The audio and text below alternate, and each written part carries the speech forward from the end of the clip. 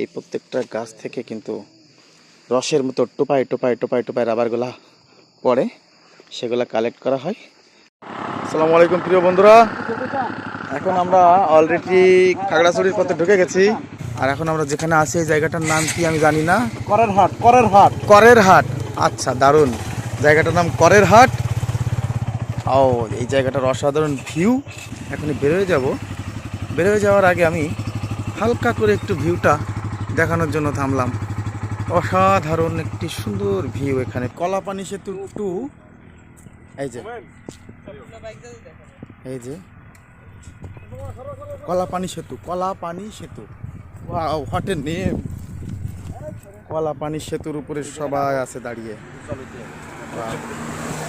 এই যে দেখেন, এই প্রত্যেকটা গাছ থেকে কিন্তু রসের মতো টোপায় টোপায় টোপায় টোপায় রাবারগুলা পড়ে, সেগুলা কালেক্ট করা হয়। তারপরে এই রাবার থেকে কিন্তু অনেক জিনিসপত্র তৈরি হয়, বিশেষ করে বাইকের টায়ারগুলো বেশি তৈরি হয়। এই যে দেখেন, রাবার লেগে আছে একদম। এই যে দেখছেন, এইরকম বাটির ভিতরে রাবার পড়ে, ঠিক যেমন রস পড়ে এরকম রসের মতো রাবারও পড়ে। তো রাবার গাছের পাতাগুলা যদি দেখাই, এই যে রাবার গাছের পাতা, কোন গাছের পাতার সাথে যেন মিলে যায় একটা। এই যে অনেকেই আবার এই যে নাম টাম খোদাই করে লিখে গেছে।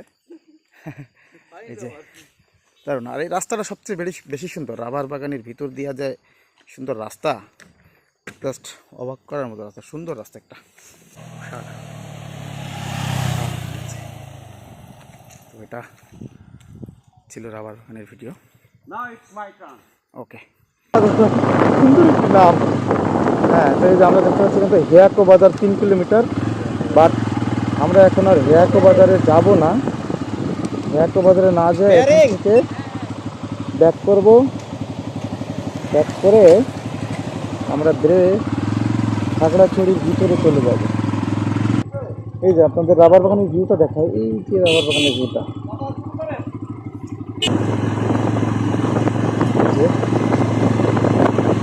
রাবার বাগানের ভিউ।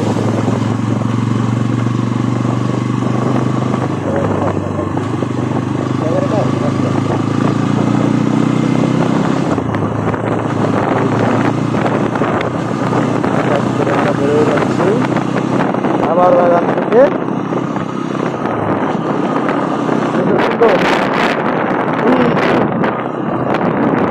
দক্ষিণ এশিয়ার সবচেয়ে বৃহৎ রাবার বাগান, সেই রাবার বাগান থেকে আমরা এখন বের হচ্ছি।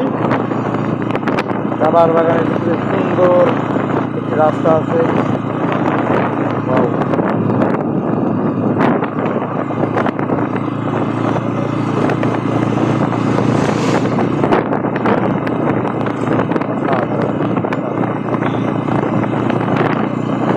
যদিও আমরা রাবার বাগানের শেষ প্রান্ত পর্যন্ত যাইনি, বাট যেখান থেকে শুরু করছিলাম সেখান থেকে শুরু হয়ে এই যে এখানে এসে শেষ, ওই সামনে জায়গাটা দেখা আছে, জায়গাটা দেখাবো। এইদিকে যাবো আমরা এখন, সামনে শামীম স্টোর। এই যে দেখেন, ফটিকছড়ি চট্টগ্রাম, ভুজাপুর। ওকে,